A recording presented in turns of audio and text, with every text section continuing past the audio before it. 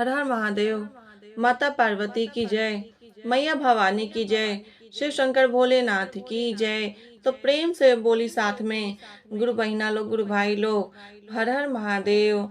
माता पार्वती की जय, गौरी पुत्र गणेश की जय। तो आज हम बहुत ही सुंदर कथा लेकर आयल बानी आप लोगन के समक्ष, जो ज्योतिया पुत्र से बाटे।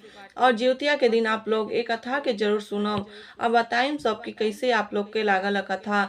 पसंद आयल हो की तो चैनल के सब्सक्राइब जरूर कर लेम और बेल आइकन के यानी कि घंटी के जरूर दबा लेम और लाइक एंड शेयर जरूर करम। तो ये गुरु बहिना लोग, गुरु भाई लोग, आप लोगन से एक ही हमेशा विनती रहेला कि जैसे आप हमार सब चैनल पे यानी कि जैसे आप लोग दूसर जो कथा सुनेनी वो कथा में आप लोग प्रेम भाव देवेनी, वही तरह आप लोग एक कथा के भी प्रेम भाव देम और आगे राह बढ़ाइम। तो गुरु बहिना लोग, गुरु भाई लोग, कोई भी कथा अगर सुनल जाला आधा अधूरा में नहीं छोड़े के चाहिए। तो यही तरह से आप लोग एक कथा के भी आधा अधूरा में नहीं छोड़म, पूरा जरूर सुन ले, तभी जाके आप लोग के समझ में आए कि कथा में का बतावल गइल बाटे। तो अब हम कथा शुरू करतनी। अब प्रेम से बोली भगवान शिव शंकर भोलेनाथ के नाम लेते हुए, माता पार्वती के नाम लेते हुए, गौरी पुत्र गणेश की जय। मैया भवानी की जय। माता पार्वती की जय। भगवान शिव शंकर भोले नाथ की जय। तो हे गुरु बहिना लोग, गुरु भाई लोग, एक गांव में भाई बहन रहत लोग। वो भाई बहन बहुत अच्छा रहल लोग, यानी कि उनके ज्यादा धन दौलत तो नहीं रहल, लेकिन इतना रहल कि वो अपने भाई जो रहने अपने बहन के शादी बड़ी अच्छा से कह देने। उनका जो बहन रहली अपने घरे चल गई, यानी कि जो भाई रहने विदाई कर देने अपने बहन के शादी कह के। और कुछ दिन के बाद उनका बहन भी अपने लिए एक भौजाई बहुत अच्छा से खोज ली और अपने भाई के शादी करा देली। लेकिन जो कहल जाला उनकर जो भाई भौजाई रहल लोग, ओ लड़की के मतलब जो भाई बहन रहल लोग, उनकर जो भौजाई अली उनका कोनो लइके नाई भइने, बहुत दिन हो गई कोनो लइके नाई रहने। लेकिन जो उनका बहन रहली शादी कईने अपने बहन के, तो उनका कुछ दिन के बाद से यानी कि 5-6 साल में 3 गो लइके रहने, तीनों बेटा भइने। जब तीनों बेटा बहने तो उनका जो मेहरारू रहली वो उनका भाई के यानी कि जो लड़की के भौजाई रहली, वो बहुत परेशान हो गईली कि देखा हमरे ननद के 3 लड़के हो गई ने, हमार भगवान एक भी नहीं देने। फिर भी कहे कि चलो ठीक बा, लेकिन वो अपने काम काज में हमेशा मतलब अटकल रहे कि हमेशा वही में काम काज करत रहे, लेकिन भगवान के नाम बहुत कम ले। जब उनके मन में ई होखे कि अरे आज ऐसा भइल बाटे, तब जाके कभी हे राम चाहे हे भगवान ऐसे करके बोले ना, तो फिर कभी भी नाम नहीं ले। तो एक दिन ऐसे ही करत करत कुछ दिन बीतल। ओकरे बाद से जब ज्योतिया पुत्र मतलब ज्योतिया के जब व्रत करे के समय आयल, तो उनका जो बहन रहली मतलब जो भाई रहने, उनका जो बहन रहली कहत कबाड़ी की चला कि आज हम अपने तीनों लइकन के लेके अपने भाई के यहाँ चल जाई, काहे कि उनके थोड़ा खाए पिए में कमी हो जा घर पे। तो सोचली कि चला अपने भाई के यहाँ ही व्रत कर लेम, वहाँ व्रत करम तो थोड़ा अच्छा से मिल जाई खाए पिए के। अब ये जो ज्योतिया के व्रत बाटे, एमे दान पुण्य भी हम अच्छा से कर लेम। तो हे गुरु बहिना लोग, गुरु भाई लोग, कभी भी अपने घरे चाहे थोड़ा अनाज रहे चाहे ज्यादा अनाज रहे, अगर कम बाटे तो कम खा के ही रह जाए के चाहिए, लेकिन आन के दुआरी कभी नहीं जाए के चाहिए। वो अपने भाई के दुआरी चल गईली, लेकिन का जानली कि उनके साथे का होखे वाला बाटे। उ तो चल गईली आपन समझ के भाई भौजाई के पास। जब वो वहां गईली तीनों लइकन के लेके, तो उनका भाभी कहली कि हाँ ननद जी आ जाई, और अंदर गईली आराम से बैठली। ओकरे बाद से दूसरे दिन ठीक ज्योतिया पुत्र के व्रत पड़ल रहल। ओ ज्योतिया पुत्री के व्रत कैली और व्रत कैले के बाद से सोचली कि आज चला गंगा घाट पे नहा आवल जा, वहाँ पूजा पाठ कर आईम, वहाँ बहुत अच्छा मंदिर बाटे, वहाँ कथा भी सुन ले।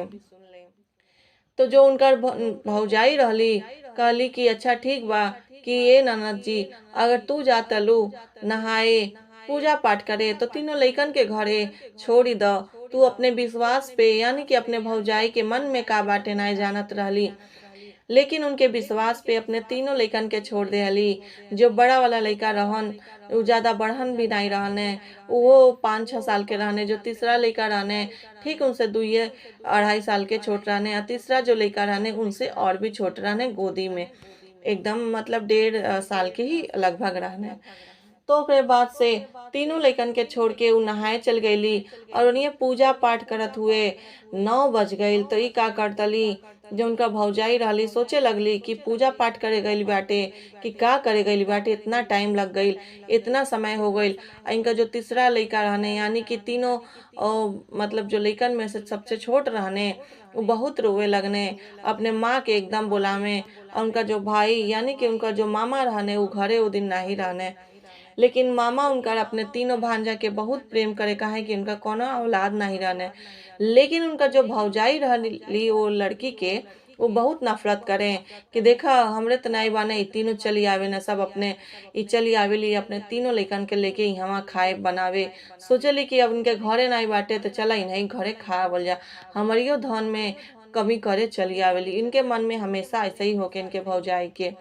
लेकिन कभी ई नाहीं सोचे कि लावा हमरे औलाद नइखे त का भइल, हमरे ननद के ही औलाद बाने ते अच्छा बाटे। लेकिन कहे ऊ सोचे कि काहे हमरे मतलब ननद के हम लइका खिलाई, ओसे अच्छा हम अपने भाई भौजाई के लइका ले ली। ई उनके मन में ई विचार रहे। लेकिन उनका जो ननद रहली कभी भी आन नहीं समझली उनके, मतलब कभी भी उनके अलग नहीं समझे। सोचे कि चला कौनो बात नहीं कि हमारे भाई भौजाई के लइके नहीं खेत का भइल, हमार लइके बानी नहीं कि आपन समझिए। लेकिन उनके मन में कहीं पाप नहीं रहे। वो सोचे कौनो बात नहीं, धन दौलत के लिए कभी भी नहीं लालच करे। लेकिन बस इतना सोचे कि चला हमरे भाई भौजाई के लइके नहीं खे, ती हमारे ये लइकन के लेके आपन समझ के रहे। उ तेऊ सोच के ये बात के सोच के बेचारी आयल रहली कि चला जिउतिया पुत्र के जो व्रत बाटे हम व्रत कर लें और फिर अपने घरे चल जाई। लेकिन ओकरे बाद से का भई कि जब वो वहाँ गंगा घाट में स्नान क के पूजा पाठ क के और वहाँ कथा सुने लगली तो ठीक उनका 9 बज गईल। एने इनका भौजाई का करतली गुस्सा से कि एकदम ओकरे बाद से कि लावा इनका छोटका लइका इतना रोआ त लावा इनके पटक दी, यही लगले ही खत्म हो जा।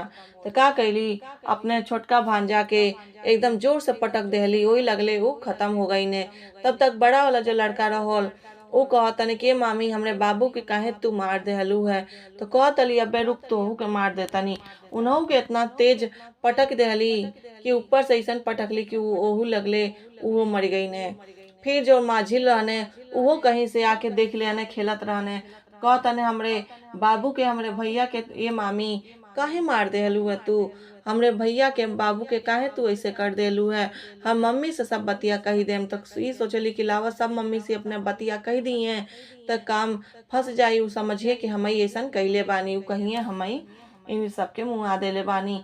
तो यही डर से का कैली कि तीसरो जो माझी लइका रहल उनका माझिलो लइका के पटक देली, उहो मर गई ने। ओकरे बाद जैसे देखली कि रात ही होके वाला बा, अब लागत आ एकर महतारी आवती हुई, हमार पति आवत हुई, ई यही डर से का कैली तीनों लइकन के 3 कमरा में एक एक बोरा में बांध के धो देली। जब तीनों लइकन के बांध के धो देली तो ओकरे बाद से का भइल कि जब तीनों लइकन के बांध देली और उनका पति वही समय आ गई ने, तो वैसे उनका पसीना पसीना हो गई रहली कि कहीं केहू देख न ले। लेकिन फिर भी कहल जाला ना इंसान देखे न तो भगवान तो देखा तने। लेकिन वो मेहरारू भगवान से भी नहीं डरे, कहे कि कोनो बात नहीं, भगवान का कर ली, ऐसे ही मन में सोच के तीनों लइकन के मार देली। जैसे उनकर भाई मतलब उनका जो पति बाने आवत तने और अपने बहन के देखा तने कि वो उस समय पहुंचा तलित कह तने कि तू कथा सुन के आ गईलू, तू पूजा पाठ करे गई रहलू है ने, आज तो जीवतिया रहल है। तो वो अपने भाई से कहली हाँ भैया तू तो सवेरे काम पे चल गई ह, ये हम तो से नहीं बता पौनी है, हम गईलानी पूजा पाठ करे कथा सुने थोड़ा समय लग गई है कि देखा 9 बज गई अभी हम आवतानी। तो उनका भैया कहने कोनो बात नहीं, तुम्हार जो भाभी बारी तीनों लइकन के देखभाल बढ़िया से कैले हुई है, चला अंदर चलल जा। दुआरी पर से अब अंदर गई लोग। अंदर गईले के बाद से का कैली कि उनका जो ननद रहली यानी भौजाई जो रहली लगली खाना बनावे और खाना में फंस गईली। तो अपने तीनों लइकन के यानी कि तीनों भांजा के जो उनका ननद सोचा तली कि हमार तीनों लइके कहाँ गई ने, तो अपने भौजाई से पूछा तली कि हे भाभी हमार तीनों लइके कहाँ गईने। तो कहत का बाड़ी कि तुहार पति अइने हैं कि उ झगड़ा करके हमसे ले गईने। कहत ने कि त हमसे बिना पूछले चली आईली है, काहे तीनों लइकन के लेके आईली, अपने नैहरे चली आवेले ए तीनों लइकनों के लेके चली आवेले। तो उनका ननद कहली कि हे भाभी ऐसन तो कोनो बात नहीं रहले, हम बता के आए रहनी है। वो अपने भैया से भी कहे लगली कि हे भैया हम तो बता के आए रहनी है और हमरे पति ही कहना है कि अच्छा ठीक बा तू जा तलू तो जा, और ज्योतिया पुत्र के जो कथा अरे जो व्रत बाटे के पूरा कर लिया, फिर दूसरे दिन पारण करके चली अइया। तो कहत का बारी अच्छा ठीक बाटे कि उ लेके चल गइल बाने हे ननद जी, कोनो बात नहीं, आज भर रुक जाई, कल पारण करके चल जाई। वो बेचारी बड़ी रोकली। ओकरे बाद सुन के मन में ऐसन भइल कि अच्छा ठीक बा, अपने पापा के ही लगे तो गइल बाने सब, कोनो बात नहीं, हम यहाँ कल जब व्रत के पारण कर लेम तब चल जाला। तो चल गईले के बाद से रात भर नींद में उनके नींद नहीं आई। उनके ऐसन होके कि काहे उ लेके चल गई न है, लेकिन अपने जो भौजाई के करतूत रहल, जो काम रहल ओके नाही जनली।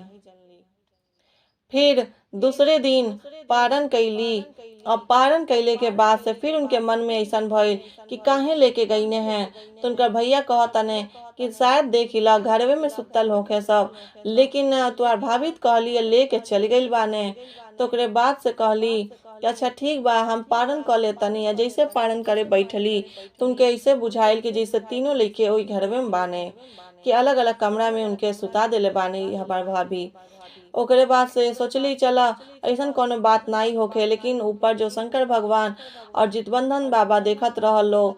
तो शंकर भगवान कहतने कि हे जितबंधन बाबा काहे तू ऐसन करतला, जन तुहार देखा सेवक बाड़ी इतना पूजा पाठ कैली है, कल इतना तपस्या वाला व्रत कैली है अपने तीनों बाल बच्चन के लिए, काहे तू उनके मृतक शरीर पहुंचा देले बाड़ा, काहे इनके मृत्यु दे देले बाड़ा, तीनों लइकन के तू जिंदा कई द। तो जितबंधन बाबा कहतने कि अच्छा ठीक बा महाराज हम जिंदा कह देतनी, लेकिन देखी कि अब इनके महतारी के कैसे पता चली। तो शंकर भगवान कहले कि अच्छा ठीक बाटे, हम तो के जैसे बतावतनी वैसे ही तू करिया है बाबा। तो का कही जितबंधन बाबा शंकर भगवान के बतौले के अनुसार उनका पति के रूप में दरवाजा पे आ गई ने, और दरवाजा पे जैसे आवत आने और अपने पत्नी के नाम लेते हुए लइकन के नाम लेते हुए बुलावे लगने। तब ओकरे बाद से सोचली कि अरे इनका पति तो आ गई ने, अब का करी हम। तो छुपे के कोशिश कैली लेकिन छुप तो गईली। ओकरे बाद से सोचली कि अरे हमार पति आ गए ने, तो तीनों लड़की कहाँ बाने। तो अपने पति से पूछे लगली, यानी कि जो पति के रूप में जितबंधन बाबा आयला ने उनसे पूछे लगली कि ये महाराज आप तीनों लड़कन के काहे कल लेके चल गई नहीं है, आप हमसे काहे नाराज बानी, हम तो आपसे पूछ के आयलनी भैया के लगे। तो उनका भैया भी कहता ने हे महाराज काहे आप चल गई नहीं है, काहे लेके उनके चल गई नहीं है लड़कन के, कि तभी ज्योतिया पुत्र के कल व्रत कैले रही है, कथा सुनने गई रही है, तब तक देखा तली कि आप झगड़ा करके लेके चल गई नहीं। तो उनका पति कहता ने ई का बात ही हवे, हम तो आइले नहीं रहनी, हम तो अभी आवत तनी घर दरवाजा पे, आप तीनों लेकिन के हम कहाँ लेके गइल बानी घरे, तीनों लेकिन ती हमें हुई हैं। अब उनका जो पत्नी रहली सोचे लगली करे तब हमार भाभी लागता कुछ कही देले बारी लेकिन के साथे। तो सोचली लावा पारण करतनी अजित बंधन बाबा से हम विनती करतनी, जैसे वो पारण कैली। अब पारण कैली के बाद से वही पारण के जगह पे बैठले बोलावत अली अपने बड़का लड़का के कि हे बाबू इधर आवा है जितिया तो के पहना दी, आवा तो के प्रसाद दे दी, हे बाबू तू आवा। फिर दूसरा लड़का के नाम लेके बुलावत अली कि हे बाबू तू हो आवा, तू हो पहना दी। ऐसे करत हुए तीनों लड़कन के नाम ले ली और तीनों लड़कन के जैसे नाम लेता ली तो 2 मिनट के बाद एकदम उनके बड़का लड़का के आवाज सुनाई देता कि हे मम्मी हम इन्ने बानी, बोरा में बंद बानी, बान्हल बानी कैसे निकली। तो वो सोचे लगली कौने घर में बंद कैले बाड़ी का कैले बाड़ी, खोजे लगली, खोजत खोजत उनके एकदम पलंग के नीचे ठेल देले रहली बोरा में उनके मुँह के। जैसे वहाँ गईली या देखा तली आवाज तो सुन ली, तो ओकरे बाद से का कर तली बोरा खोला तलते अपने बड़का लड़का के पा गईली। जब बड़का लड़का के पा गईली तो ओकरे बाद से पूछली उनसे कि काहे तुहार छोटका बाबू और मझला कहाँ बाने। तो कहत का बाड़ी कि मामी छोटका बाबू के भी मुआ देले बाड़ी और का जिन कहाँ रखले बाड़ी। तब ते जान गईली कि लागत है ऐसा कुछ घटना भइल बाटे। तब ओकरे बाद से अपने छोटका बेटा के भी बुलावतली या मझला बेटा के भी। तो छोटका बेटा जैसे थी रहल वैसे ही वो क्या ते रोने और माँ माँ करे लगने। तब उनका पति जाके अचानक से यानी कि जितबंधन बाबा अचानक से जाके उनके खोल के लेके अइले और कहत तने कि हिका बाटे बाबू, अब बताव कि तुहार मझला लइका कहाँ बाने। उनो के बोलाव लोग तो वो लइका आ गई ने। उनका पति जाके खोल देने यानी कि जितबंधन बाबा जैसे खोलने वैसे ही वो उन्ने से लेके अब कहत तने कि ऐसन बाती बाटे कि तू अपने घरे चला, तू हके यहाँ नहीं रहे के। ओकरे बाद से उनका भाई बड़ी रोकने कहने कि हे बहन हमके गलती के क्षमा करा, हमरे पत्नी के जो गलती कैली बाटे ओकरे लिए क्षमा करा। ती कहली हमके कौनो तुहन लोग से बातचीत नहीं खे।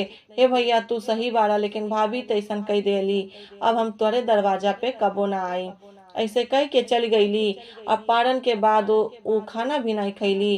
कहली कि हम नहीं खा एक अनाज एक अन्न के दाना भी हम अपने मुंह में नहीं डालम। हम अपने घरे जाए रूखा सूखा मिली खा लेम लेकिन तोरे दरवाजा पे अब कबो नहीं आई। कह के बेचारी चल गईली तीनों लइकन के। अब जितबंधन बाबा सोचे लगने कि हम तो इनका पति बन के तो चल गई नहीं है, अब इनके घरे कैसे लेके जाएं। घरे जब ये अपने पति के देखिए कहिए कैसे ये के हवे। तो का कहीने जितबंधन बाबा अपने गुरु महाराज से यानी कि भोलेनाथ से विनती कहीने। अब भोलेनाथ का कहीने ओकरे बात से कि उनका जो पति रहने उनके मन बुद्धि में बदलाव दे देने और कहने कि चलो अपने लइकन बच्चन के ले आवल जा। तो ससुरारी जैसे पहुंचे वाला रहने रास्ते में उनका ऐसा भइल कि लागत हमार जो पत्नी बाड़ी आवत अली लइका बच्चा लेके। तो रास्ते में जैसे थोड़ा सा समय सामने सामने होखे वाला रहलो तब तक जितबंधन बाबा वहां से गायब हो गई ने।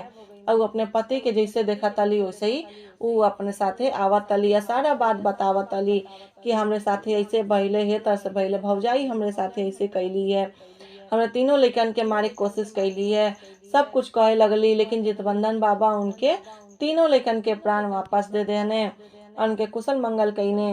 तो ओकरे बाद से जब घरे पहुंच गईली तो ओकरे बाद से कहली कि हे पतिदेव आज के बाद से हम कबो अपने नैहरे नहीं जाएम।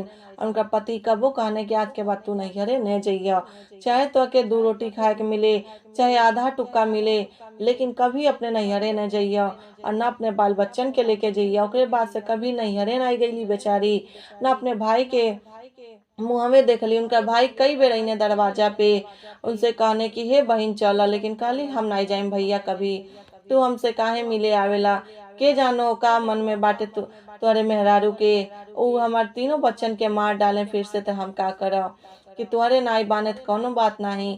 लेकिन हम ते आपन समझ के आवत रहनी।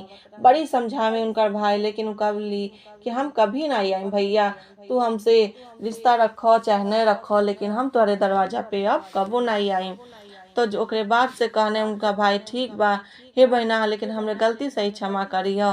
और ओकरे बाद से जितबंधन बाबा से भी अपने घरे आके पारण करे जब बैठली तो जब अन्न के दाना मुंह में डाली कली हे जितबंधन बाबा जैसे तू हमारे तीनों पुत्र के जैसे तू हमरे तीनों पुत्र के एकदम बढ़िया से प्राण वापस कर देला वही तरह जे जीवतिया पुत्र के व्रत करे उनकर पुत्र के पुत्री के अच्छा से उनकर सब दुख संकट दूर करिया, उनके कहीं भी संकट ना आवे दिया, उनका रक्षा हमेशा करिया। ए जैसे हम भूखल बानी वही तरह से जे भूखेला उन्हों के तू आशीर्वाद दिया। ओकरे बाद से दोनों जने पति पत्नी लोग आराम से रहे लगल लो और कुछ दिन में उनके पास भी पैसा कौड़ी यानी कि धन दौलत हो गई, सब कुछ हो गई, आराम से रहे लगल लोग दोनों जने और तीनों बाल बच्चे पढ़ाई लिखाई करे लगने अपने जीवन में व्यस्त हो गए लोग। तो हे जितबंधन बाबा जैसे तू उनके तीनों पुत्र के वापस कैला उसे ही जे भी ये व्रत के करे सब कुछ रक्षा करिया, सब दुख दूर करिया, संकट दूर करिया। तो हे जितबंधन बाबा तू जैसे उनके सुख शांति देहला, सब कुछ देहला, घर दुआर से लेके सुख समृद्धि देहला, वही तरह से जे तुहार व्रत करे उन्हों के दिया। तो हे गुरु बहिना लोग गुरु भाई लोग आप लोगन के कथा पसंद आवे तो चैनल के सब्सक्राइब कर ले और बेल आइकन के दबा के ज़्यादा से ज़्यादा आप लोग शेयर जरूर करम, कारण कि जिउतिया पुत्र के कथा हर एक व्यक्ति के जरूर सुने के चाहिए। तो आप लोगन से एक ही विनती बाटे कि आप लोग जैसे सब में सबके आगे बढ़ाव तनी हो तरह से हमके भी आप लोग आगे बढ़ाई और हमरे चैनल के आगे बढ़ाई, हमरे परिवार के, यानी कि आप लोग भी हमारे एक परिवार बानी, तो आप लोग भी हमरे साथे आगे बढ़ी और हमके भी आगे बढ़ाई। आप लोगन से हमेशा एक ही विनती बाटे है गुरु बहिना लोग, गुरु भाई लोग, कि शिव गुरु की पूजा हमेशा करे, काहे कि भगवान जी हमेशा सबके रक्षा करे ने, हमेशा सबका सहायता करे ने, चाहे केहू गरीब होखे चाहे अमीर होखे। धन्यवाद।